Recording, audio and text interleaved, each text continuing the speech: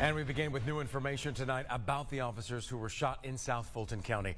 Good evening, I'm George Estevez. Hello, I'm Wendy Corona, and here is the latest.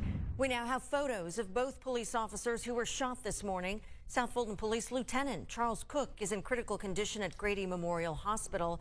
He's there on the right, and we've also learned Fulton County Police Officer Zahir Mueed has been released from the hospital and is now recovering at home. Also, we now know Rashawn Cofield was the suspect who was killed. The deadly shootout happened before noon after one of the officers stopped Cofield near I-20 as he crossed Fulton Industrial Boulevard. That road was closed for nearly 10 hours while detectives gathered evidence. Well, tonight that road, Fulton Industrial, reopened just in the past 2 hours. Channel 2's Courtney Francisco is live at Grady Memorial Hospital. That's where Lieutenant Cook is recovering tonight. Courtney. Wendy, his police chief told us he was shot at least 3 times, and we've seen officers in and out of the front doors here throughout the night checking on him. His family is here. We were here when paramedics showed up with a police escort. Then we checked back in at the spot where the shooting happened. Sunset Friday, we saw investigators were still blocking 8 lanes of traffic, gathering evidence connected to the deadly shootout. I got up under a car. Chuck Stevens was one of several people who saw it happen just before lunch. Some were too shaken to talk on camera. Heard the gunshots, looked at the door, the guy, he was out there, just dead. Georgia Bureau of Investigation said his name was Rashawn Cofield, 29 years old, from Atlanta. He doesn't really hang around here much. We have seen him and stuff, but he was being sighted in the middle of the median. Agents say Cofield was standing on a median in the middle of Fulton Industrial Boulevard, a busy spot near Interstate 20, around 11:40 in the morning. That's when Fulton County police officer Zahir Mueed stopped him. South Fulton Police Lieutenant Charles Cook happened to be passing and stopped to assist.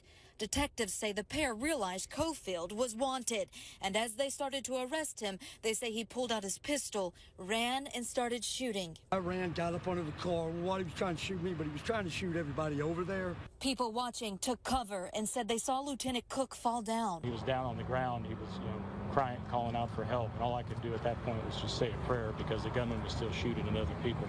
Agents said Officer Mueed ran after Cofield, returning fire. Bullets hit them both. Cofield died. Officer Mueed is okay. The conversation that I had with him, he was grateful that Lieutenant Cook was able to stop. As police wrapped up before dark, some neighbors were left worried for their safety. Had me thinking twice. Others said this is a reminder police are here patrolling. They're doing their job. I hate to see that had happened.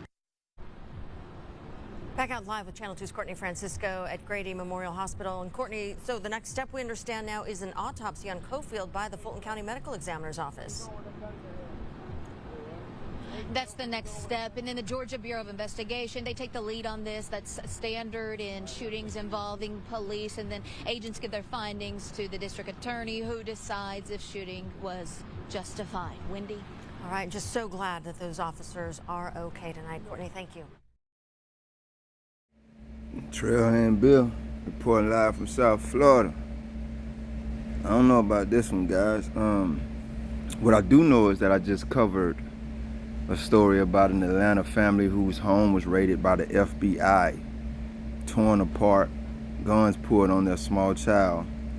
And many years later, after 2 courts rejected their plea for justice, they're now going to the United States Supreme Court to try to get some type of justice for these coward Johnnies running into their home, having the wrong home. They also went to the house the day before they raided it, the wrong house, and took pictures of it. And not one of them cowards had the common sense or wisdom or wherewithal to note that they were surveilling the wrong house, that they would the next day go in and unlawfully raid.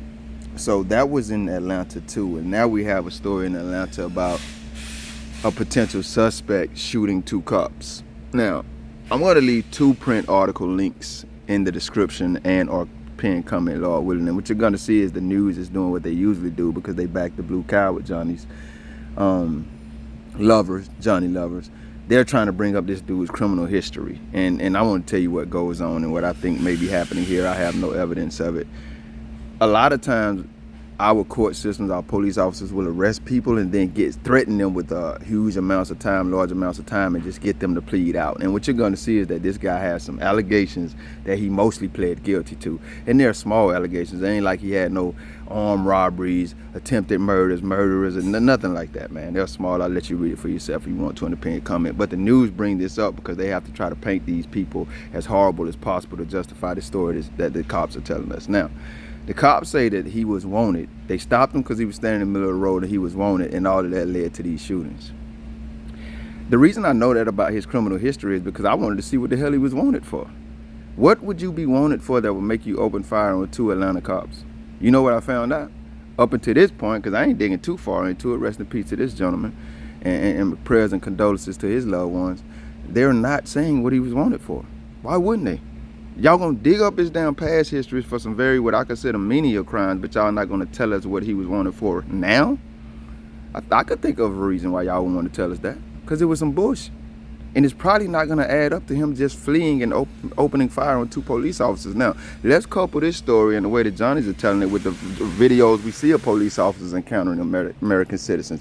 They always aggressive, they always escalating things, and they always trying to act like they our Lord and masters and we just have to bow down to them. Could that be what have happened in this situation?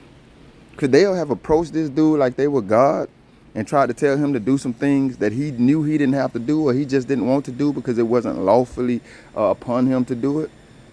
And that's what escalated this situation. And in this situation, I always say this, instead of the Johnnies coming out on top and getting the long end of the stick, they ass got the short end of the stick. Now, he did lose his life, so he did get the short end of the stick too, but could it just have been an American deciding that he's going to protect himself and not let these cowards control his life and his freedom? I always say when you have situations like this, you're never going to hear me applauding anyone's misfortune, anyone's grief, anyone's pain and suffering. That's not how I live, but I will give a different perspective on these stories that the Johnnies and their back to blue ass fans are going to give. We don't have to accept the police's narrative here because, number one, they ass always lying. Number two, they have been given the right to lawfully lie to us. So the biggest thing for me is I want to know what in the hell made this dude, this free American citizen, open fire on 2 police officers in the middle of the damn morning right before lunchtime in busy Atlanta traffic. And why won't they tell us what he was wanted for? Very confusing story to me, but it couples again with this story of these Johnnies raiding this wrong house, pulling guns on these folks' small child, and then telling them, hey, our bad, ain't a damn thing we can do about it because there are qualified immunity laws that allow us to raid the wrong homes, kill people in certain instances, and then going about our business like we ain't did the damn thing wrong. Karma, maybe? I don't know. Both of the stories happened in Atlanta.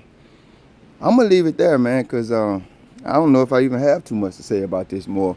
But once again, you can't believe everything just because the cops are saying it. And, you know, karma don't have no damn picks, and karma don't back the blue. Karma is just for what's right and what's wrong, right down the middle objectively. I am Trailhand Bill. It is a beautiful Thursday, man. I'm handling some business. Y'all might hear a little bit of it in the background. 113. Do me a favor. Make sure you enjoy life wherever you're at. That's what God has given it to you for, and it's not always.